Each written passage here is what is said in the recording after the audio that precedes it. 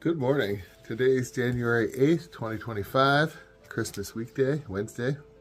Entrance antiphon is from Isaiah 9:1. A people who walked in darkness has seen a great light. For those dwelling in the land of deep gloom, a light has shone. The first reading is 1 John 4:11 through 18. Beloved, if God so loved us, we must also love one another. No one has ever seen God. Yet, if we love one another, God remains in us, and his love is brought to perfection in us. This is how we know that we remain in him and he in us, that he has given us his Spirit.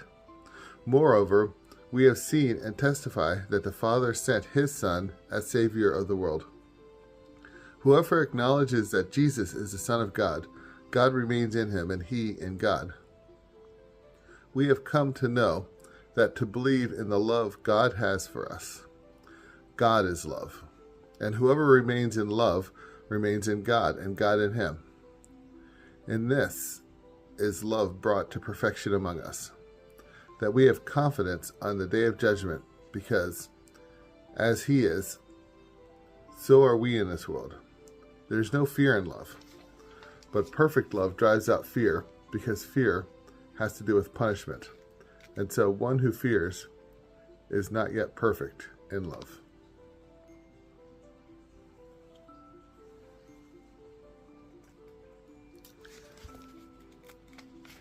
As Jesus said, have faith, hope, and love, and the greatest of these is love. The Apostle John, in his first letter, right, emphasizing also the greatest is love. God is love. Whoever remains in love remains in God and God in him. Good Christian men and women, find a way to love today. When Satan works on you,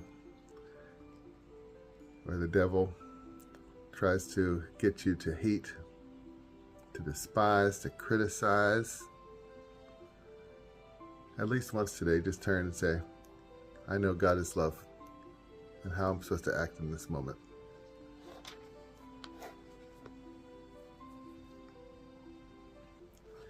Psalm 72.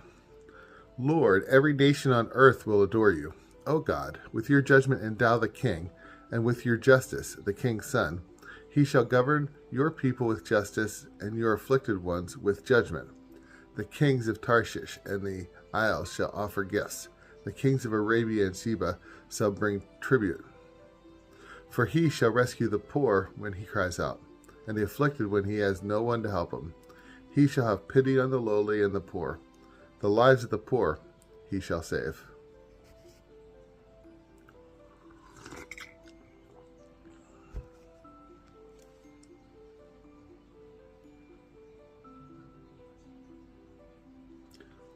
The gospel acclamation comes from 1 Timothy 3:16.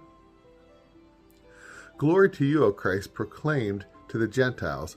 Glory to you, O Christ, believed in throughout the world.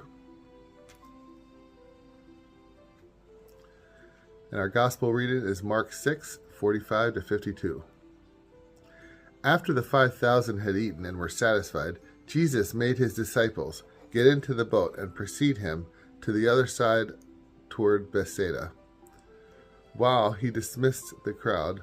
And when he had taken leave of them, he went off to the mountain to pray. When it was evening, the boat was far out on the sea, and he was alone on the shore.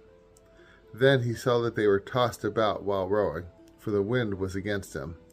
About the fourth watch of the night, he came toward them walking on the sea. He meant to pass them by, but when they saw him walking on the sea, they thought it was a ghost and cried out. They had all seen him and were terrified, but at once he spoke to them. Take courage.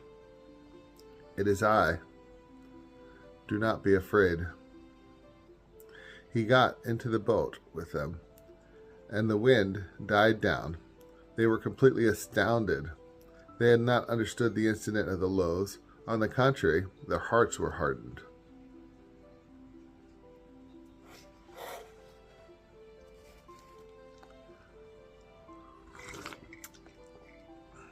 And finally, our communion antiphon is 1 John 1:2. That life which was with the Father became visible and has appeared to us. Have a blessed day.